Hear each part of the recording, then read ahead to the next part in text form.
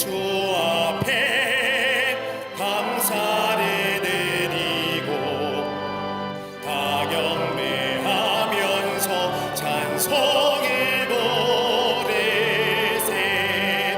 내 맘 열어 한 소리로 기뻐 주를 찬양하라. 영원한 그 나라 주 다스리시니 생명의 열쇠는 주님의 것이라. 내 맘 열어 한 소리로 기뻐 주를 찬양하라.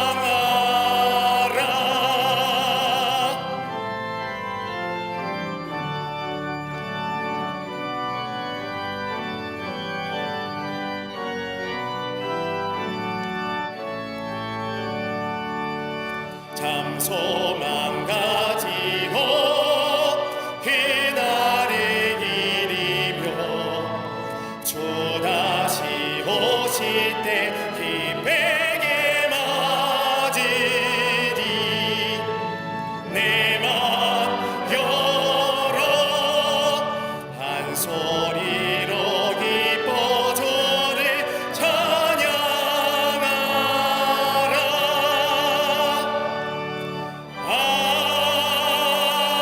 아멘.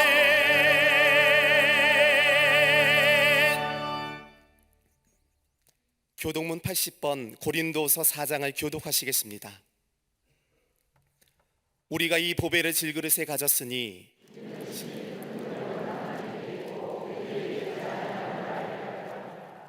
우리가 사방으로 우겨쌈을 당하여도 쌓이지 아니하며 박해를 받아도 버림받지 아니하며 우리가 항상 예수의 죽음을 몸에 짊어짐은 우리 살아있는 자가 항상 예수를 위하여 죽음에 넘겨짐은 아멘. 주 예수 그리스도를 믿사오니 이는 성령으로 잉태하사 동정녀 마리아에게 나시고 본디오 빌라도에게 고난을 받으사 십자가에 못 박혀 죽으시고 장사한 지 사흘 만에 죽은 자 가운데서 다시 살아나시며 하늘에 오르사 전능하신 하나님 우편에 앉아 계시다가 저리로서 산자와 죽은 자를 심판하러 오시리라.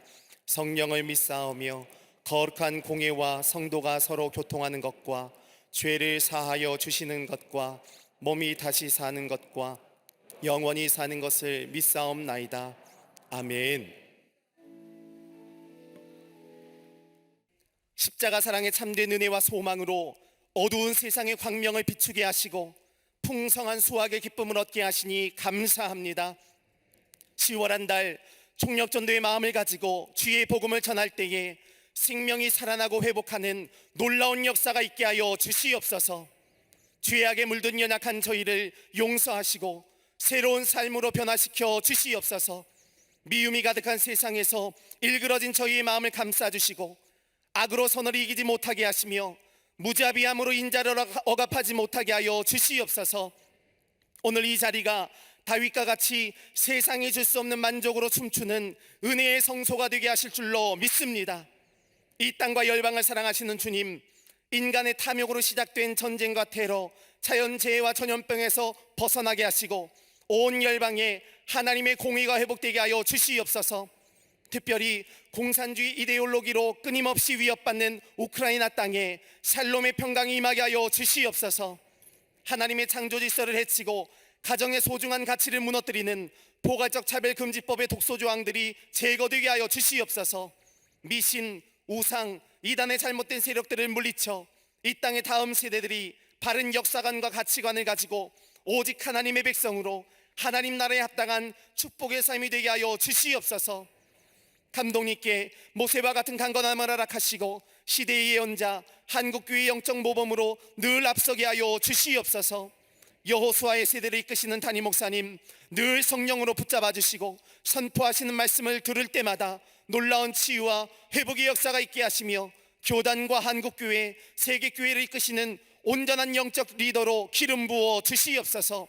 함께 예배하는 광림 남교회, 서교회, 북교회, 국내외 선교지, 방송과 인터넷으로 평상과 해외에서 함께 하시는 모든 성도들 위해 성령의 충만한 은혜 내려 주시옵소서.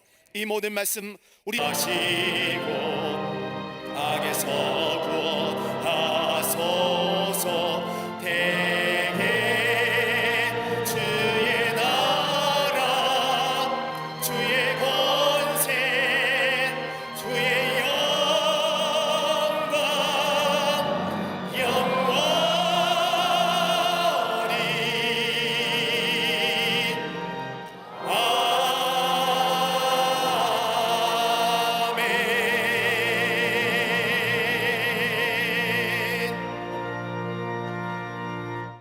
오늘 성경 말씀은 사도행전 20장 17절에서 24절까지입니다.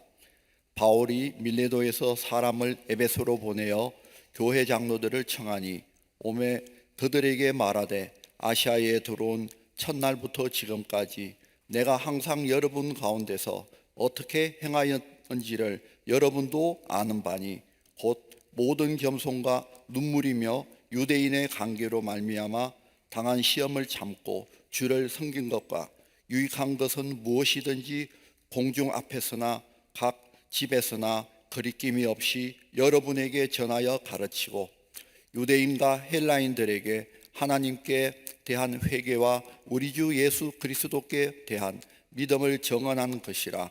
보라, 이제 나는 성령에 매여 예루살렘으로 가는데 거기서 무슨 일을 당할는지 알지 못하노라. 오직 성령이 각 성에서 내게 정언하여 결박과 환난이 나를 기다린다 하시나 내게 달려갈 길과 주 예수께 받은 사명 곧 하나님의 은혜의 복음을 정언하는 일을 마치려 하면은 나의 생명조차 조금도 귀한 것으로 여기지 아니하노라. 아멘.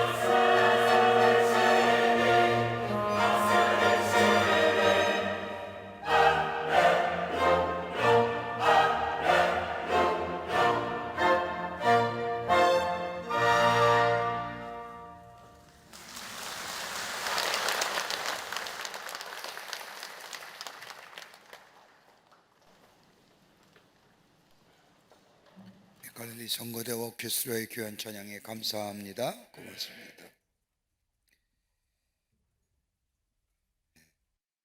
바울의 선교 역사를 보면 바울은 3번에 걸쳐서 선교여행을 통하여 복음을 전한 것을 보게 됩니다.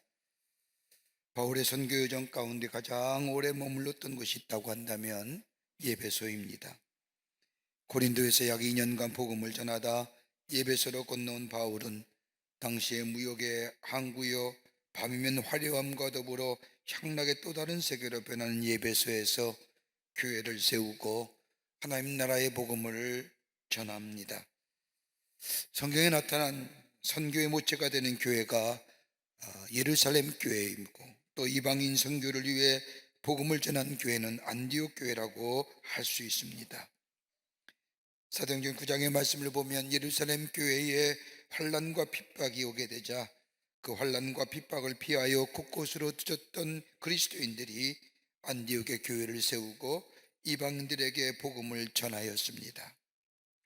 안디옥 교회의 초대교회 처음 지도자는 바나바였는데, 이 바나바가 예수를 만나고 새롭게 변한 바울을 이 안디옥 교회에 초청하여 하나님의 말씀을 전하게 합니다. 이 일로 인하여 안디옥 교회에 새로운 부흥의 역사가 일어났고, 그러던 중에 안디옥에 예수 믿는 사람들을 향하여 처음으로 그리스도인이라 칭함을 받는 일도 생기게 됩니다. 이렇게 안디옥 교회의 부흥이 것으로 끝난 것이 아니라 사도행전 13장의 말씀을 보면 성령께서 바울과 바나바를 헤어지게 만들고, 그로 인하여 바울과 바나바는 새로운 선교의 역사를 써내려가게 됩니다. 그 가운데 바울의 선교 여정을 가운데 꼭 살펴보아야 할 것이 있다고 하면 그것은 예배소라는 장소입니다. 바울은 예배소에서 3년간 머물면서 12명의 제자를 양육했고, 두라노라고 하는 소원을 세워서 2년 동안 하나님 나라와 복음을 저들에게 가르쳤습니다. 그렇게 가르친 결과 요한계시록에 나오는 소아시아의 7교회가 예배소의 두란노와 더불어 예배소 교회의 선교를 통하여 세워진 교회라는 것이 선교학자들의 공통된 견해입니다. 그만큼 영향력이 컸던 교회가 예배소 교회입니다. 당시에 예배소는 다양한 무역의 중심지였기에 많은 사람들이 모여들었습니다. 많은 사람들이 자기들이 각기 섬기던 신들을 가져왔기에 예배소에는 다양한 미신과 우상 숭배가 성행하였고, 그 가운데 마술을 통하여 사람을 미혹시키는 것이 성행했던 장소가 바로 예배소입니다.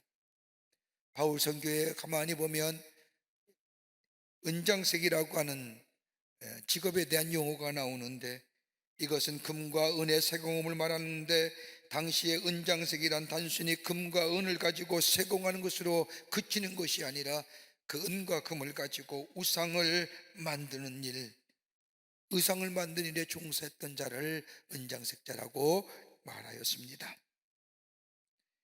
의상을 만들어 팔았던 사람들, 바울이 복음을 전하게 되자 많은 사람들이 예수를 믿고 저들의 삶이 변화되자 저들이 우상을 버리게 됨으로 인하여 저들의 생업이 망가졌을 뿐만 아니라 복음을 전함으로 말미암아 하나님 역사 앞에 마술사들이 자신들이 마술에 사용하던 책을 가지고 이렇게 살면 안 되겠다고 하면서 불태워버린 마술의 책들이 무려 그 당시에 지금의 돈으로 환산하면 25억이나 되는 엄청난 액수의 마술책을 불태워버립니다. 이렇게 되자 지역의 경제가 어려워지고 사람들은 점차로 새로운 모습으로 변화한 모습을 통하여 소아시아와 유럽 지역에 충격을 가져다 주고 복음의 영향력이 점점 확대되어 가는 계기가 됩니다. 복음 전파의 놀라운 역사가 일어날 즈음에 바울은 제3차 전도여행을 마치고 예루살렘으로 돌아가던 중에 밀레도라고 하는 곳에 도착하여 자신의 복음을 전하고 교회를 세웠던 예배소 교회의 장로들을 청하여 함께 거하며 이야기를 나누는 장면이 오늘 본문의 말씀의 내용입니다. 바울은 지난 3년 동안 예배소에서 어떻게 하나님의 말씀을 전했는지, 어떤 마음으로 예수를 증거했는지를 장로들에게 말하면서 오늘 내가 예루살렘으로 올라가면 앞으로 내가 어떻게 될는지 모르고 여러분을 볼 수 있는지는 모르지만 여러분도 내 마음처럼 하나님의 교회를 지켜주고 하나님의 말씀을 전할 뿐만 아니라 예배소 교회와 성도들을 지켜달라고 부탁을 합니다. 그러면서 내가 어떤 마음으로 하나님 나라의 복음을 전했는지,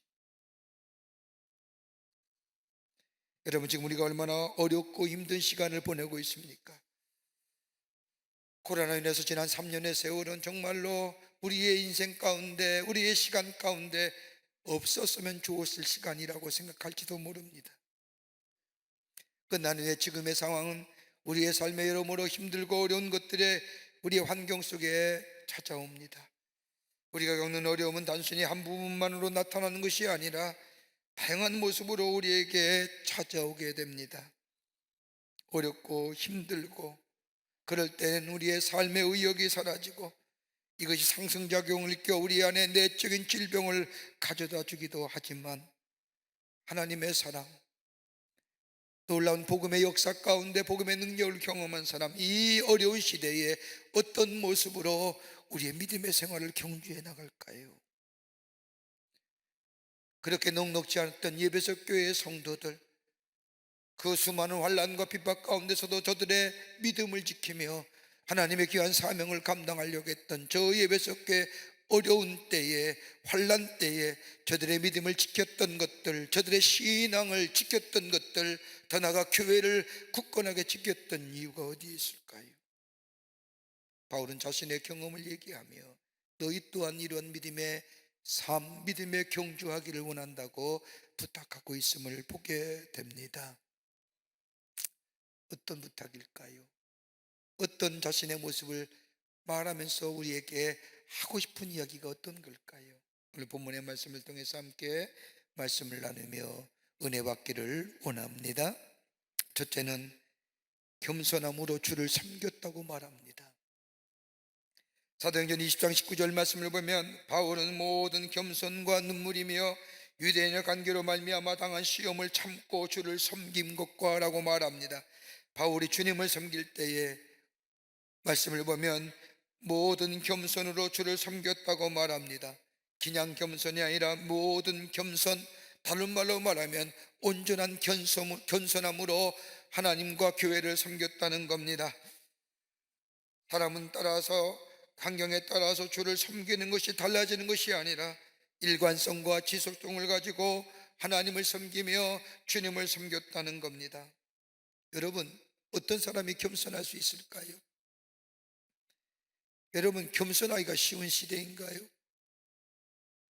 겸손함은 다름이 아니라 자신의 본래성과 전체성을 알게 될 때에, 인정하게 될 때에 겸손한 사람이 될 수 있습니다. 내 지식이, 내 성품이, 내 인격이 나를 고상한 사람, 나를 겸손한 자로 만들지 못합니다. 여러분, 인간의 본성은 본래 교만한 거예요. 세상의 사람들은 우리를 향하여 이야기하지 않습니까? 자기를 주장하라, 자기를 자랑하라, 자기를 드러내라, 좋은 자리를 차지하라. 우리에게 매혹적인 말로 우리를 유혹합니다. 나를 드러내고 나를 높이고 나를 자랑하는 것. 그런데 성경은 이것을 가리켜서 뭐라고 얘기하느냐? 교만함이라고 얘기합니다. 여러분, 교만하게 되면요, 뭐가 우리 가운데 일어나요? 진실을 잊어버려요. 가만 보세요. 우리 주변에 교만하다고 보는 사람들, 그게 어떤 모습으로 어떤 모양으로 우리와 가까이 있는지 모르지만 가만히 눈여겨보면 그 안에 진실성을 찾아보기 쉽죠. 여러분, 교만하면 여러 유형의 교만함이 있습니다. 지적인 교만함이 있습니다. 권력과 이성이라는 것, 그것이 많으면 많을수록 교만해지는 것 가만히 보게 됩니다. 여러분, 교만함은 죄를 범하게 돼요. 지식적 교만함만 있는 게 아니라 권력적 교만함도 있습니다. 힘을 승성하며 힘이 있으면 마치 모든 것을 소유한 것처럼 다른 사람 위에 군림하며 다른 사람을 차별하는 것. 권력적 교만함만 있는 것이 아니라 도덕적 교만함도 있습니다. 여러분, 가장 내가 도덕적이고 윤리적이라고 말하는 사람, 그것처럼 교만한 것이 어디 있을까요? 여러분, 도덕과 윤리는 인간이 지켜야 할 가장 기본적인 가치입니다. 기본적인 거 지켜놓고 내가 도덕적이고 윤리적이다, 다른 사람과 상대적으로 비추어 내가 다른 사람보다 낫다 얘기하는 것처럼, 여러분 가증한 것이 어디 있습니까? 뭐가 낫습니까? 다 같지요. 가장 지켜야 할 기본적인 가지고 도덕적인 윤례진작대로 내가 이렇다 저렇다 얘기할 수 있는 것, 그거 아닙니다. 또 하나 교만에 있다면 종교적인 교만함이 있습니다. 종교적인 우월주의를 얘기하는 겁니다. 내가 이만큼 오래 믿었는데, 내가 성경의 지식이 있는데, 내가 그래도 은혜를 체험했는데 등등등등. 여러분, 이것처럼 교만한 것 없습니다. 다 죄인입니다. 다 모두가 하나님의 피조물입니다. 그런데 죄인이며 피조물인 사람이 누가 낫다고 얘기할 수 있는 걸까요? 없습니다. 여러분, 교만함은 하나님의 진노를 피할 수가 없습니다. 그러게 성경은 교만함은 패망의 선봉이라고 말하는 이유가 여기에 있습니다. 그런데 이 교만함을 떨쳐버리고 겸손할 수 있는 이유는 자신의 본래성과 더불어 자기 인식이 있게 될 때에 겸손해집니다. 여러분, 우리가 어떤 사람이었을까요? 죄인이었습니다. 본래의 죄인이었습니다. 죄의 싹은 사망이라고 말했습니다.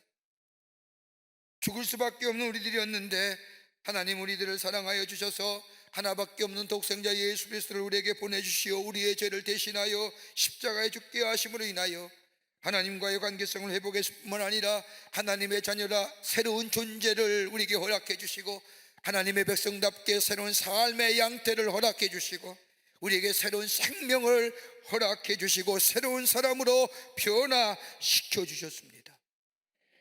이걸 가지고 성경은 뭐라고 얘기합니까? 은혜입니다. 은혜라는 게 어떤 걸까요? 받을 수 없는데 받았을 때의 은혜라 얘기합니다. 받을 수 없는 자가 받았을 때 은혜 받은 자라고 얘기합니다. 우리가 하나님의 자녀가 된 것, 구원받은 것, 영원한 생명을 얻게 된 것, 전적으로 하나님의 은혜입니다. 여러분, 우리의 인생은 희망이 없는 인생이요 죄와 허물로 죽은 인생이었습니다. 내 앞에 기다리고 있는 것은 영원한 형벌밖에 없는 인생, 이렇게 살다가 죽으면 끝이라고 하는 절망의 인생 속에 사는 우리들. 그런데 하나님은 우리를 사랑하여 주셔서 구원하여 주셨습니다. 하나님의 자녀로 삼아 주셨습니다. 본래 죄인입니다. 죽을 수밖에 없는 존재입니다. 이게 바로 자기의 인식이요 자기의 본래성을 알고 깨닫게 될 때에 내게 베푸신 하나님의 은혜가 얼마나 큰지, 얼마나 놀라운지 알게 될 때 우리는 결코 교만할 수 없는 겁니다. 겸손해지게 되지요. 그러기에 은혜가 있을 때에 우리 안에 겸손함이 생기게 됩니다.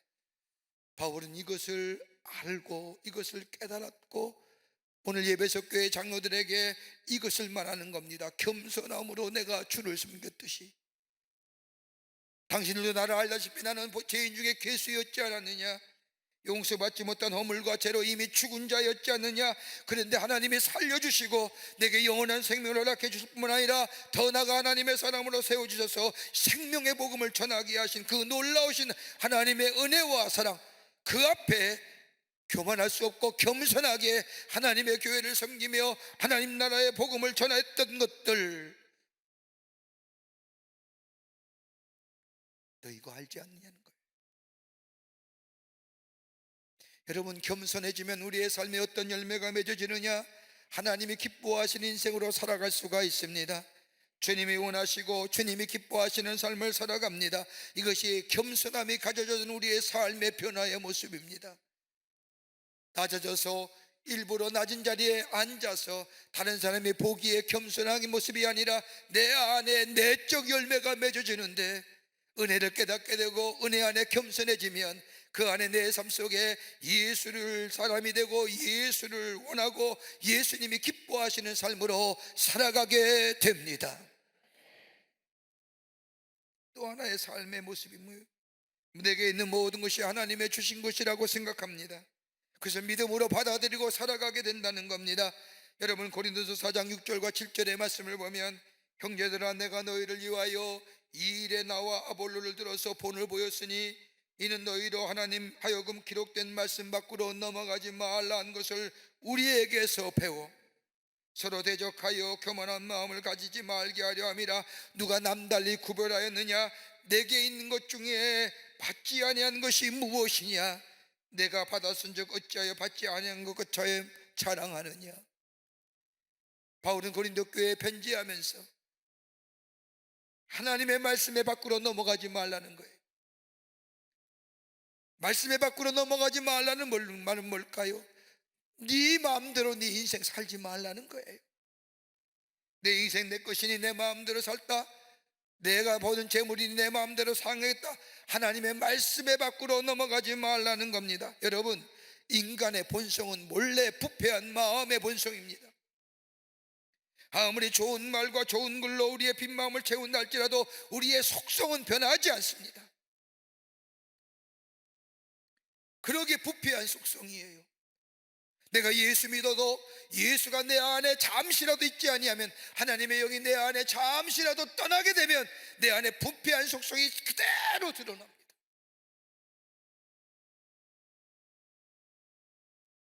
그러기에 부패한 속성이 하나님의 말씀을 따라서 하는 것 쉽지 않습니다. 내 입맛에 맞고 내 입맛에 따라가다 보면 그 결과는 반드시 멸망입니다. 그런데 아무리 힘들고 아무리 어려우다 할지라도 하나님의 말씀에 돌 넘지 않는다는 것, 하나님의 말씀을 따라 살아가는 것은 겸손함이 우리 안에 있을 때에, 그 겸손함은 하나님의 은혜를 깨닫게 될 때에, 그리고 더 나아가 내게 주신 것 다 하나님이 주신 것이라고 인정하며 하나님 앞에 고백하며 살아가는 삶, 겸손함이 갖는 삶의 열매입니다. 그렇게 허투루 안 쓰는 거예요. 건강하다고 건강 마음대로 사용하는 거 아닙니다. 우리 모든 것 다 하나님이 주셨습니다. 하나님이 주시지 아니하면 내게 있지 못할 것들입니다. 그러기에 바울은 내게 있는 것 다 하나님이 주신 것이라고 하는 이 마음, 겸손함이 가져주는 열매의 마음을 가지고 하나님의 교회와 성도들을 섬겼다는 겁니다. 그러기에 시련과 어려움조차도 하나님으로께서 주셨다.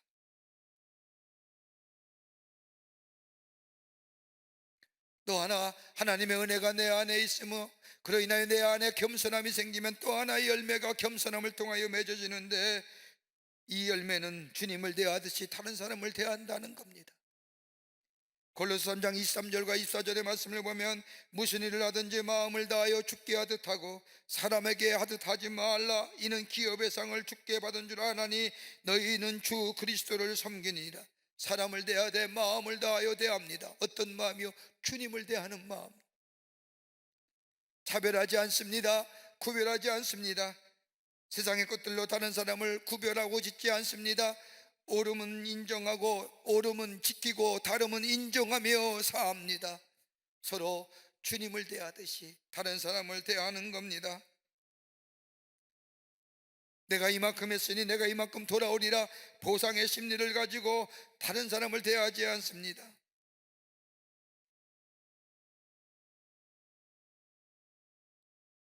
주님을 섬기듯이. 여러분 한번 생각해 보세요. 여러분 하루의 일과를 마치고 잠자리에 드시면서 어떤 기도 하시는지요? 유대인들은 오늘이 마지막이라도 하나님 감사합니다라고 기도하며 죽을 준비하며 잠자리에 든다고 하지요. 근데 우리들의 기도는 어떤 걸까요? 그렇게까지 기도하신 분은 아니실 겁니다. 꿈속이라도 주님 만났으면, 자다가 주님 만나면 얼마나 좋을까? 여러분 주님 만나면 어떻게 하시겠습니까? 왜 이제 나타나시겠어요? 이런 거 아닐 거 아닙니까? 내가 얼마나 보고 싶었는데요. 아니죠. 꿈속이라도 주님 만나면 그 기쁨이 어떨까요? 그냥 그 자리에서 주님 앞에 엎드릴 거 아니에요. 하나님의 은혜를 받으면 내 안에 겸손함이 생기는데, 그 겸손함은 뭐예요? 또 하나의 열매는 사람을 대하듯이, 주님을 대하듯이 사람 대한다는 거예요. 겸손함으로, 낮아짐으로. 바울은 이 겸손함에 복음의 역사가 일어났다는 겁니다. 우리가 사는 이 세대, 예수 믿는 사람으로 하나님의 말씀을 증거하는 삶으로 사는 것, 쉽지 않지만 그럼에도 불구하고 하나님의 은혜를 입은 자로, 그 은혜가 내가 넘쳐날 때 내가 얼마나 어떤 사람인가를 자기 인식과 자기 본래성을 깨닫고 겸손함으로 주님을 대하듯이 다른 사람을 대하며 모든 것이 다 하나님으로부터 왔음을 고백하며, 그리고 주의 놀라운 은혜 안에서, 하나님의 놀라운 사랑 안에서 주의 주신 사명을 감당하게 될 때 이 땅에 뭐가 일어나요? 복음의 역사가 일어나는 거예요. 저 예배석 교회가 그 복음의 역사가 일어난 것처럼 오늘도 주의 은혜 안에서 내가 하나님의 사람으로 겸손한 자리에서 다른 사람을 대하며 죽게 되었다고, 모든 것이 다 주님께로 왔음을 고백하며 예수의 사람으로 살아가게 될 때에 오늘도 우리를 통하여 이 땅에 복음의 역사가 일어나게 되는 줄 믿습니다. 두 번째로는, 오늘 본문의 말씀에 바울은 자신은 눈물로 섬겼다고 말합니다. 오늘 20장 31절의 말씀을 보십시오. 그러므로 여러분이 일깨어 내가 3년이나 반나절 쉬지 않고 눈물로 각 사람을 훈계했던 것들을 기억하십시오. 바울이 여기서 눈물로 섬겼다고 하는 것은 두 가지 의미가 담겨져 있습니다. 하나는 바울은 겸손한 마음으로 주를 섬겼을 뿐만 아니라 성도와 교회를 위하여 눈물로 섬겼다는 겁니다. 진심으로 한 영혼 한 영혼을 귀하게 여기고 그 사람들을 섬겼다는 겁니다. 마치 예수님처럼 91마리의 양보다 한 마리의 잃은 양을 찾기 위해서 눈물로 한 영혼 한 영혼을 소중히 여기며 하나님의 나라의 복음을 전하며 찾기에 힘썼다는 겁니다. 또 하나의 눈물로 섬겼다는 의미는 복음을 전하면서 힘들고 어려운 일이 많았음을 얘기하는 거예요. 여러분, 우리가 눈물을 흘릴 때에 보편적으로 두 가지의 눈물일 겁니다. 하나는 기쁨의 눈물이요, 하나는 슬픔의 눈물일 겁니다. 여러분, 눈물은 종아장경을 일으키지 않습니까? 어떻게 보면 눈물은 아픔이요, 때로는 슬픔이요, 기쁨이지만 그것은 우리에게 생명이 되기도 합니다. 그러나 가장 깨끗하고 순수한 눈물이 있다고 한다면 하나님 안에서 맺혀지는 눈물, 이게 가장 순수한 눈물이요 깨끗한 눈물일 뿐만 아니라 여기에는 생명력의 역사가 있어 선한 영향력이 일어납니다. 예를 한번 들어볼까요? 여러분, 교회를 위해서 눈물을 흘리며 기도해 보셨나요? 가깝게 여러분의 속회와 선교를 위해서 눈물을 흘리며 기도해 봤나요? 더 나아가 나라와 민족을 위하여 눈물을 흘리며 기도해 보셨나요? 하나님 앞에 흘려진 눈물은 깨끗한 눈물일 뿐만 아니라 그 안에는 능력이, 역사가, 생명력이 나타나게 됩니다. 그 얘기하는 거예요. 바울은 예배석 교회를 섬길 때에 그냥 섬기는 게 아니라 눈물로 하나님 앞에 교회와 성도를 위해 눈물로 섬겼기에 그 눈물의 역사가 예배석 교회를 통하여 하나님의 놀라운 능력의 역사가 나타났다는 겁니다. 여러분, 바울은 남들에게 눈물이 많았던 사람입니다. 오늘 본문의 말씀을 보여도 바울은 예배석 교회 장로들을 밀레도에 오게 하여 내가 저 예루살렘에 올라가면 언제 내가 여러분을 뵐지 모르지만, 그러면서 자신이 예배석 교회에 섬겼던 일들을 쭉 얘기하며 저들과 함께 끌어안고 옵니다. 빌립보 3장 10절의 말씀을 보면, 18절 이하의 말씀을 보면 사람들이 십자가의 복음을 거역하는 모습을 보고 바울은 애달파서 안타까움으로 눈물을 흘립니다. 로마서 9장의 말씀을 보면 복음 없이 살아가는 사람들을 보며 바울은 눈물을 흘렸고, 고린도서 2장 4절 이하의 말씀을 보면 환난과 시련이 많은 저 고린도 교회를 보며 안타까움에 눈물을 흘립니다. 이렇게 바울은 자신이 예배석 교회에 섬기면서 눈물을 흘려가며 성도를 섬기며 교회를 섬겼던 그 일을 얘기하는 것은 다름이 아니라, 혹 내가 저 예루살렘에 올라가더라도 너희의 믿음을 흔들게 하며 교회를 어렵게 하며 교회가 환난과 시험과 핍박이 오며 너희의 믿음이 환난과 시험으로 어렵다 할지라도 내가 눈물 흘려가며 예수 그리스도의 복음을 증거하는 것을 잊지 말고 복음의 소중함과 복음의 을 통하여 일어난 놀라운 역사 앞에서 인내하며 참고 견디어내며 진실한 믿음으로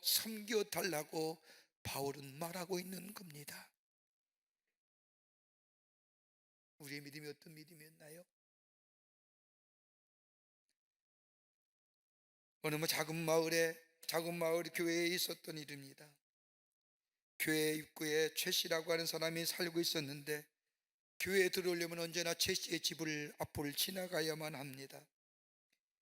교회 앞에 살기에 교인들이 교회를 오고 갈 때마다, 그리고 최 씨를 만날 때마다 전도합니다. 그러던 어느 날 교회 앞에 사는 최 씨가 전도를 받아 교회로 나오기 시작을 합니다. 교회에 나오면서 최 씨의 삶이 차츰 변화되어 가는데 열심히 예배를 참석하며 은혜를 받고 세례를 받아 하나님의 사람으로 살기로 결단까지 합니다. 얼마나 귀하고 좋은지. 그러던 여름, 장맛비가 쏟아지는 밤, 비가 억수같이 내리는 밤이었습니다. 장맛비 소리에 잠이 깬 목사님, 가만히 들어보니 교회 안에서 흐느끼는 소리가 들려오는 겁니다. 이 비가 옥수같이 쏟아지는 밤에 누가 교회에 와서 울을까? 옷을 갈아입고 손전등을 들고 교회에 들어가 보니 웬 남자가 강대성 앞에 흐느껴 울고 있는 겁니다. 가까이 보니 최 씨였습니다. 그리고 교회 안을 들여다보니 온갖 교회 안에 양동이가 있고 걸레들은 저 널려져 있는 겁니다. 깜짝 놀라 흐느껴 오는 이 최 씨를 흔들면서 어쩐 일이요? 이 비가 쏟아지는데 웬일이요? 라고 묻자 이 최 씨가 눈물을 닦으며 이렇게 얘기하는 겁니다. 목사님, 제가 어젯밤 자고 있는데 비가 얼마나 많이 내리는지 빗소리에 잠을 깼습니다. 그리고 우리 집을 혹시나 비가 안 새나 돌아봤는데 문득 교회가 생각나는 겁니다. 종종 비가 많이 오면 교회 천장에 물이 새서 바닥에 흥건히 졌던 것을 기억하고 이 억술같이 내는 장맛비에 교회는 안전할까? 비옷을 갈아입고 교회에 와보니 아니가 다를까 곳곳에 천장에 비가 셉니다.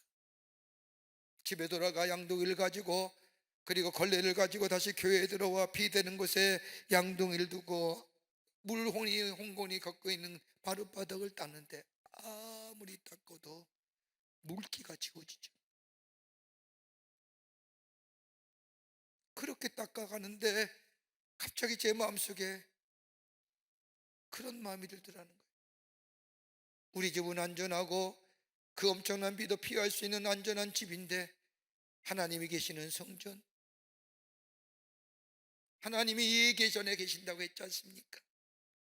하나님이 계시는 집에는 비가 새고 곳곳에 물이 홍건히 젖어 있고 우리 주님 어디 계실까? 다 물에 젖었는데 어디 가서 계실까? 그 마음이 드니 송구스러워서, 죄송스러워서 견딜 수 없어. 하나님 용서하세요. 그렇게 흐느껴 기도했다. 그 말 듣는 목사님이 큰 충격을 받았습니다. 미리 대비하지 못하고 비가 오도록 내버렸던 하나님의 성전, 근데 저 최 씨는 예수 믿는 지 얼마 안 됐는데도 하나님이 계시는 성전이 비가 새는 것 걱정돼서 그 밤중에 오밤중에 찾아와 닦았던 그 교회 지키는, 눈물 흘려가며 교회를 섬겼던 모습들.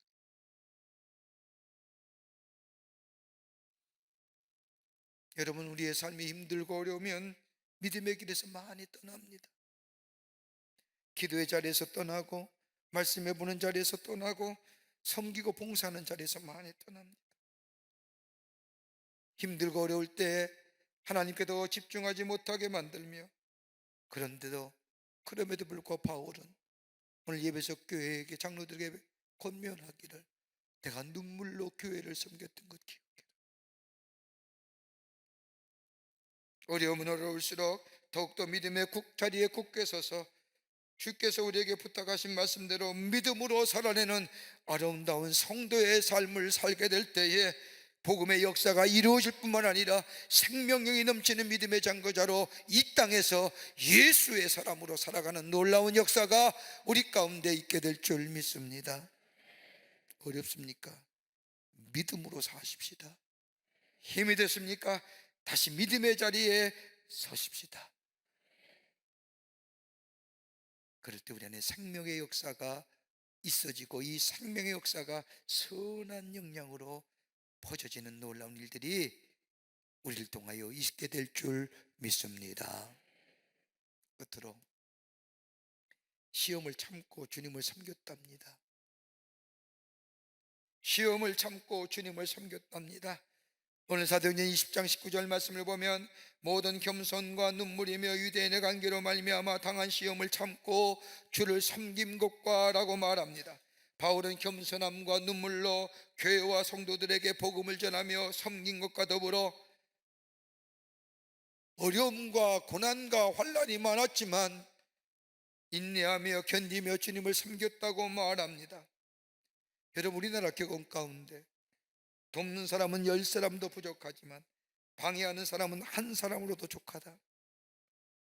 바울의 선교 여행에서 가장 방해했던 사람은 자신을 도와주고 자신과 함께할 것이라고 기대했던 자신의 동족인 유대인들이 가장 심하게 박해합니다. 저 데살로니가나 저 곳곳에 가는 곳마다 유대인의 박해가 얼마나 심했는지. 그럼에도 불구하고 바울은 유대인이나 헬레인이나 상관하지 아니하고 예수가 구원의 주이며 예수가 부활의 주임을, 예수 믿을 때에 영원한 생명을 얻는다는 것, 이것이, 이 역사가 온 땅에 이루어지기를 간절한 마음으로 이 복음을 전합니다. 어려움도 많았지만, 시련도 많았지만, 환난도 곤고함이 많았지만, 그 시련과 환난과 곤고함, 인간적으로 생각하면 견딜 수 없는 것이요, 유대인들이 향하는 저 환난과 시험은 배신감이요, 자신의 가를 그만두고 싶은, 중단하고 싶은 마음도 있었지만, 그는 그 시련과 고난과 환난을 이겨낼 수 있는 비결이 어디 있느냐? 그 말씀이 바로 사도행전 20장 24절에 이렇게 고백하는 겁니다. 내가 달려갈 길과 주 예수께 받은 사명, 그 하나님의 은혜의 복음을 증언하는 일을 마치려 하면은 나의 생명조차 죽은 것도 귀한 것으로 여기지 아니하노라. 더 나아가 바울은 빌립보에 편지하기를 3장 13절과 14절의 말씀을 보면, 형제들아, 나는 아직 내가 잡은 줄로 여기지 아니하고 오직 한 일적 뒤에 있는 것은 잊어버리고 앞에 있는 것을 잡으려고 표대를 향하여 그리스도 예수 안에서 하나님이 위에서 부르신 부름의 상을 위하여 달려가노라. 사명의식입니다. 삶의 목적입니다. 여러분, 어떤 삶에 에너지가 넘치고 생명이 넘치는 줄 아십니까? 삶의 목적이 분명한 사람, 삶의 의미를 가지고 사는 사람, 내가 가야 할 길을 바로 아는 사람에는 삶의 에너지와 삶의 생명력이 넘쳐납니다. 용서하십시오. 나이가 들면 왜 자꾸만 외소해지신지 압니까? 삶의 목적과 의미를 잊어버리고 하기 때문에. 삶의 목적과 의미가 희미해져 가는 거예요. 젊은 사람도 삶의 의미와 목적이 사라지면 병 생기잖아요. 바울은 고난과 시련이 많다 할지라도 하나님이 나를 부르신 사명 잊지 않은 거예요. 비록 환난과 어려움이 있다 할지라도 내가 중단하고 싶은 마음도 생겼고 내가 그만두고 싶은 마음도 있지만 하나님이 내게 준 이 사명, 뭐예요? 복음 전하는 사명입니다. 여러분, 복음의 무엇이 뭡니까? 기쁜 소식 아닙니까? 복음은 능력이요 기쁜 소식이요 구원의 소식입니다. 그러기에 복음만큼 가치 있는 게 어디 있을까요? 여러분, 죄가 무엇이에요? 죄가 가져오는 궁극적인 우리의 삶의 열매가 어떤 걸까요? 하나님과의 관계성의 단절이에요. 그러기에 죄가 우리 가운데 있으면 하나님이 주시는 공급받는 것이 끊어지는 거예요. 하나님과의 관계성이 회복되면 하나님이 공급해 주신 것이 내 삶 속에 넘치는 거예요. 그러기에 죄는 관계성의 단절입니다. 죄의 결과는 영적인 죽음을 가져오고, 영적인 죽음은 이성적인 죽음을 가져다 주고, 그 다음에는 관계성의 죽음이 오고, 그리고 종국의 육체의 죽음을 가져다 주는 것이 죄입니다. 여러분, 육체를 지배하는 것이 뭐예요? 이성이에요. 이성을 지배하는 것이 뭐예요? 영이에요. 여러분, 세상의 가치와 다르다는 가치가 이런 거예요. 육체가 건강하면 마음과 정신이 건강해, 천만의 말씀이요. 마음과 정신의 건강, 이어서 육체의 건강은 우리의 영이 강건해져야 됩니다. 영은 어디서 와요? 우리에게 생명 주셨다는 것은 육체의 생명을 얘기하는 줄 아세요? 아니에요. 영의 생명을 얘기하는 거예요. 영은 어떻게 살아요? 하나님과의 관계성이 회복되는 거예요. 하나님과의 관계성이 끊어졌던 죄의 문제가 해결될 때 우리 안에 생명의 회복이 나타나며, 우리의 죄의 문제가 해결되며 죄로부터의 자유함, 사망으로부터의 자유함, 사단으로부터의 자유함, 진노와 형벌로부터의 자유함이 있을 때에 우리 안에 뭐예요? 영적 생명이 새로워지는 거, 살아나는 것이고, 그러기에 그리스도인 삶에 궁극적으로 뭐예요? 자유로운 존재가 되는 거예요. 이게 복음이에요. 이걸 전하는 거예요. 이걸 하나님이 나에게 경험케 하시고 체험케 하셨다는 거예요. 바울의 고백은요. 그러기에 이걸 전하기 위해서 나를 불러주셨다는 겁니다. 그러기에 사도행전 20장 24절에 내가 달려갈 길, 주 예수께 받은 사명, 뭐요? 복음 증거해야 하는 사명, 하나님의 은혜의 복음을 증언하는 삶. 이 일을 마치려 하면 나의 생명 정차 조금 더 귀한 것으로 여기지 아니하겠노라. 그것 가지고 시련 넘어가는 거예요. 목적과 사명 의식 가지고, 내 삶의 의미성을 가지고 환난과 고난, 여러분 이건 분명하면 고난, 환난, 문제 넘어서요.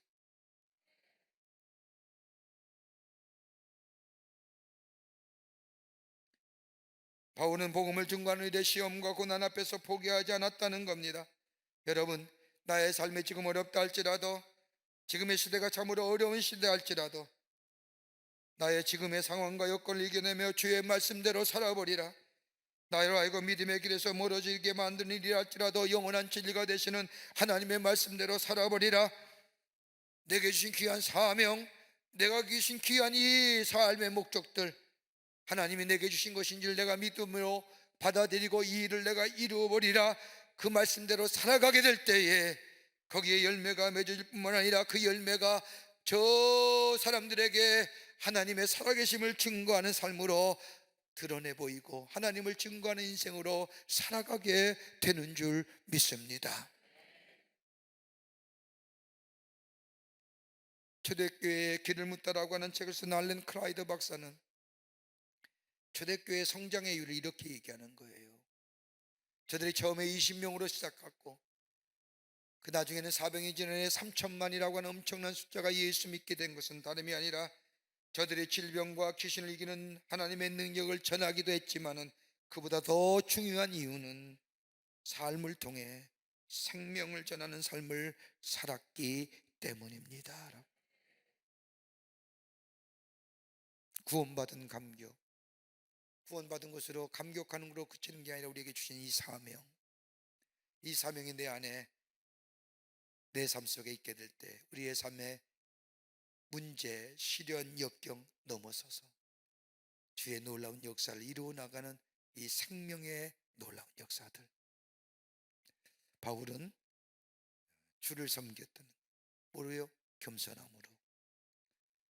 바울은 눈물로 교회와 주를 섬겼어요. 시련과 고난을 넘어서서 주를 섬겼습니다. 어렵습니다. 그러나 우리가 이 믿음이 있다고 한다면, 복음의 역사, 복음의 놀라운 은혜 우리 안에 있다고 한다면 우리는 얼마든지 우리도 하나님을 섬기며 이 땅에 선한 영향을 미치며 주의 복음을 전하여 하나님 나라를 놓아가는 놀라운 일들이 우리를 통하여 있어지고, 그로 인하여 우리의 삶에 풍성한 하나님의 축복이 임하는 복된 하나님의 백성이 될 줄 믿습니다. 이런 믿음의 결단을 가지고 새롭게 발걸음을 옮기시는 여러분과 저와 되시기를 주의 이름으로 축원합니다. 하나님 감사합니다. 저희를 사랑해 주시고 하나님의 백성 삼으심에 감사합니다. 우리의 믿음의 여정 힘들고 어렵다 할지라도 저 바울이 고백한 것처럼 겸손함으로 주를 섬기게 하시고 눈물로 주를 섬기게 하시며 시련과 어려움이 오더라도 주께서 부르신 부름의 상을 가지고 그 목적과 사명을 가지고 고난과 환난을 이겨 선한 역사를 이루어 나가는 저희들로 주께서 삼아 주시옵소서. 풍성한 열매가 맺어지게 될 줄 믿습니다. 주님 영광 받으실 줄 믿습니다. 성령이여 도우시고 인도하여 주시옵기를 원하오면서 예수님의 이름으로 기도하옵나이다. 아멘.